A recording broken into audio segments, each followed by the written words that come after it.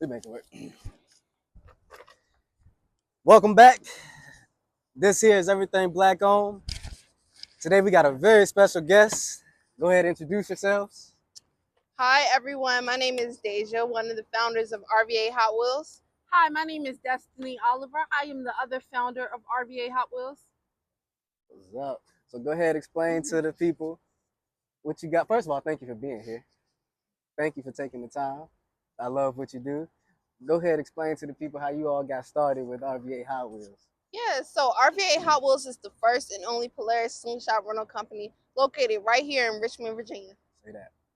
RVA HotWheelz was founded with Daisha and I at the young age of only 22 years old. Daisha and I knew that we wanted to bring fun and entertainment to our hometown, which is Richmond, Virginia. We knew we wanted to revolutionize the adventure scene in Richmond, Virginia, and what better way than the Polaris slingshot? We saw an opportunity and we went for it. On top of that, the Polaris slingshot looks and feels like no other on the road. I love it. Y'all media trained for real. Y'all are media trained. But y'all ain't gotta look at the camera the whole time either. Oh, This okay, conversation yeah, based. okay, Yeah. I'm gonna edit all this out. So how did y'all get started? You know what I mean?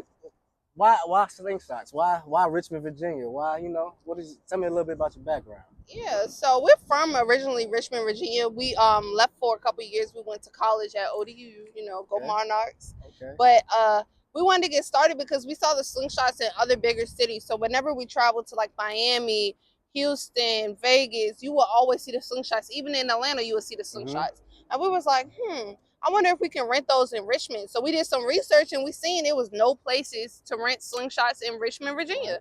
And we were like, let's bring this out here. And my sister, she was all for it, like, let's do it. Let's do it. Yeah, I would say definitely to capitalize off of this market, like especially with the travel and tourism economy. Right.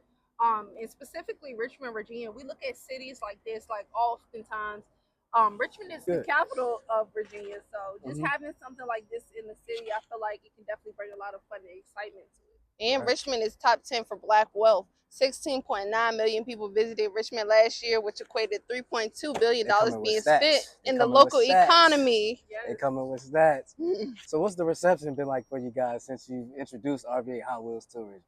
I would say we've had a lot of great feedback. Like I definitely say the community and everyone who's around us, even like the bigger business organizations, smaller business organizations, they support us.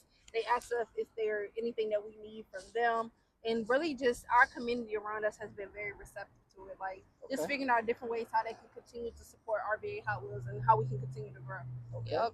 We received like a lot of, I guess you could say, pitch contests, and we've been invited out to multiple organizations out here. So it's been pretty much great. We do love hosting like community events as well, giving back to the people who gave us immense support, who've been there backing us up. So we definitely try to show support back whenever we get a chance and try to be there as well. Okay. Let me ask you guys, where do you see RVA HotWheelz going? What's the bigger picture plan for RVA HotWheelz? To the moon, honestly. Like how the way Daisha and I look at it, we're very analytical and we believe in RVA HotWheelz so much. So it's no telling where we can be even from 6 months from now. Right. That's how much faith and how much hard work and that we're willing to put in for this. Yep. When we started in the summer of 2022, we only had one slingshot, and we went for it. Like I guess you could say we mapped it out where we wanted to be at in the next year. We wanted to have a storefront location. We wanted to have, of course, more units, and through that we had a vision and we had those goals, and we were like, let's get to it. So now, as of 2023, we have acquired our storefront location and 7 units. Okay, drop the location. 3107 Old Hilliard Road, Henrico, Virginia 23228. Come on now, show up, show love. All right, so I want to piggyback off something you spoke on, the hard work, and I know the work because speaking off camera, I know the hard work you guys have put into making this become your reality and a reality for the city. Can y'all speak to the hard work that you've put in and what all it takes to be young, successful entrepreneurs or businesswomen? Yeah, time.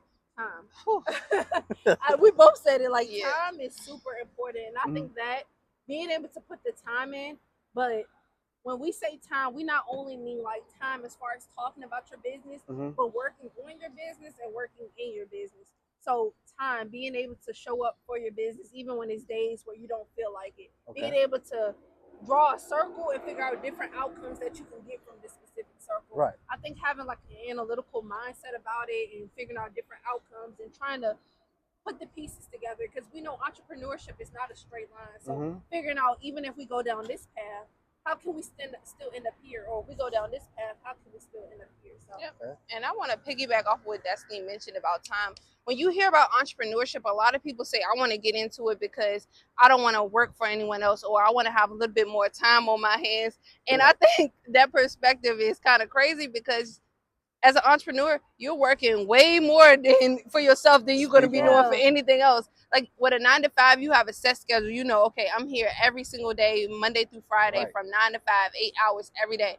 But entrepreneurship can look like I'm here 12 hours a day, or I have to wake up at 5 a.m. one day to get certain stuff accomplished, or I have to stay back till 8 o'clock. Right. You never know how much time you really have to invest into your business until you really like, okay, serious about it and you're ready to get it moving. Okay. Being how we're talking about the time that you have to put in, talk about the sacrifices you have to make. Right? And what are some of the sacrifices y'all had to make? I would definitely say being able to spend a lot of time with our friends. Like occasionally, you know, when it's like big events or something like that we want to go to with our friends, sometimes we will have to stay back to make sure the store is in order, or to attend to a booking, just depending on what day it is. Right. You know, so being able to have that to sacrifice.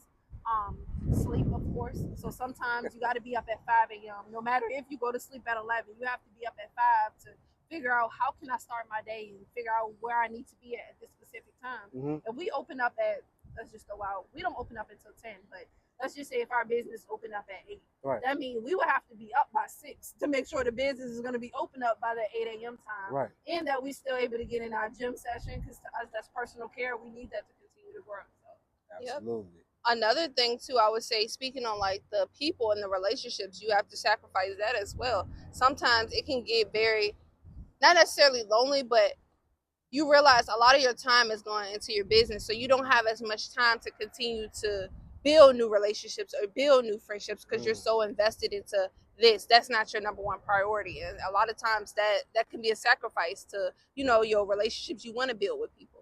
And granted, that could be when you just first start your business and you getting things off the ground. Of course, you're going to be putting in a lot of long hours, you know, to do such.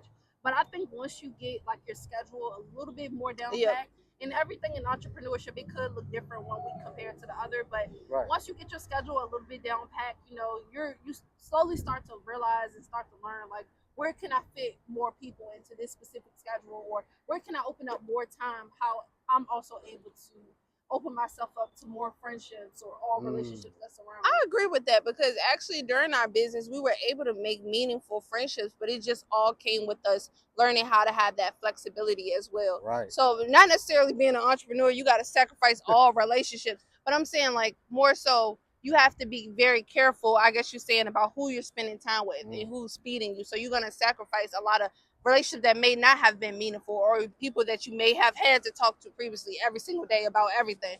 Now it's okay, we're going to talk once a week, but we're good with that. We're fine with that. We can go out for lunch maybe once a week, but that's fine. We're all good with that. Right. Okay.